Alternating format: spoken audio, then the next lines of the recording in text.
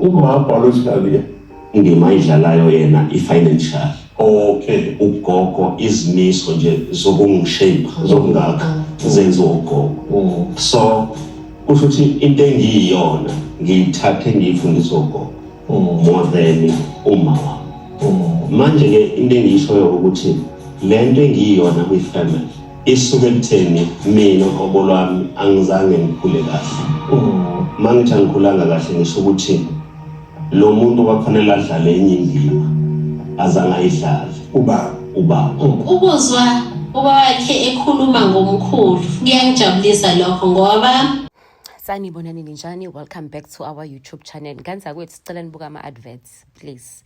Ake nibuka ama-adverts ukuze nikwazi ukuthi nisupport siqhubeke silokhu sinithela le story. Bese uyawupress u-like, ushare ne-comment nje sixoxeni.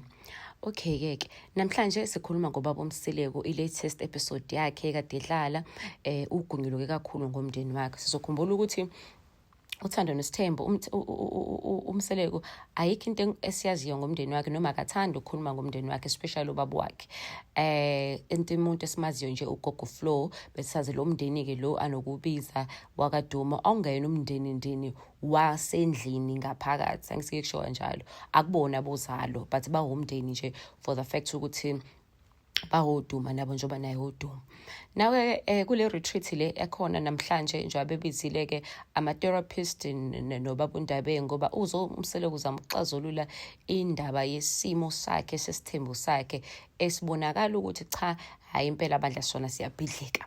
Njengamanje uMsileko abafazini bakhe abawu5 noma ke sithi abawu4 excluding uSamke. Asimfaka uSamke uMakhwela ngoba phela nawo selojoliwe kulabafazi abawu5 i3 ayikho ngakuyena. Umayeni cha akuzi kahle uMangwabe very respectful but akalitholi ucansi and then ngapha uma Khumalo sevele washintsha. So umuntu anaye njengamanje uMacele noMakhwela that's where uMsileko finds ijoy yakhe. So ukhulumile ke lapha wavuleleka ukuthi cha impela ubaba wakhe akamazi. There was no relationship nobaba wakhe. Ezinye izinto lezi uMsileko ezimphatha kabi ke nezimphatha kabuhlungu obviously akaze bene relationship nobaba wakhe. West relationship noma wakhe yayingekho futhi kanjalo. Uthi nje uma wakhe womuntu olethe imali kuyacaca ukuthi uMsileko no it's quite difficult. So he had no parents. He grew up as uFlow. Yikho ke yonke into athi flow mina no Flow saxoxa ukuthi mina ngathembisa uFlow ukuthi ngizokhanda lo muzi mina ngatshela uFlow ngizokwenza 1 and 2 and 3. So that's where Mseleko comes from. The fact ukuthi he saw that umuzi wakuba wukho ufile wasethatha isinqumo sokuthi yena Msileko uzoba nabafazi abaningi ukuze lo muzi lo kaFlow ungafi. Ubiza uFlow because the father was not present at all. Akabizi ngisho isibongo sakababa wakhe asazi isibongo sababa kaMsileko ukuthi sithini. Simply the fact ukuthi because he was not part of their life. Akasitsheli ke izathu zokuthi ke kungani baba wakhe engekho ephatheni life yakhe and noma wakhe is also. So uMsileko grew up with the grandfather uFlow and those are the things that ezimhontayo at the end of the day.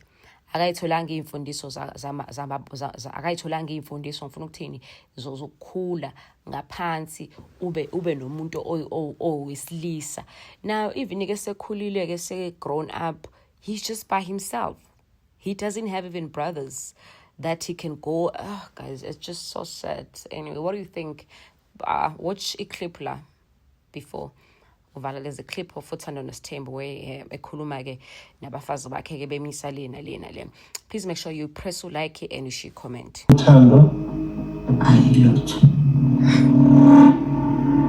ngicabanga ukuthi nalo hlamba lo kade wenziwa yini angazi hlamba ubude bendlela. it's not an option in life.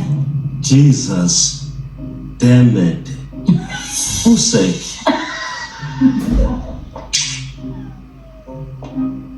Yes, sis. Divorce. Talking rubbish. I exist thina. Yo, give nengane engaka ekhulile uma wazahlalele mina ngihlalele. Yes, sis. Yo. Ukhuluma ngento esingayazi foreign to us yabelungu umhlola. Kushiba sekukhona into esisithi long-term relationship fatigue syndrome. It happens even to the most good of us. Uthanda umuntu uze ufike kwi-fatigue. Kahle kasonaphelile uthando. So sekufanele ukuthi kube khona izinto nababili enizenzayo different from izinto ebenizenza, because isekunengonotomy or angithandi sokuthi igama lespark, kodwa anisazenza izinto ezistimulate-ayo ezintshalentshayo.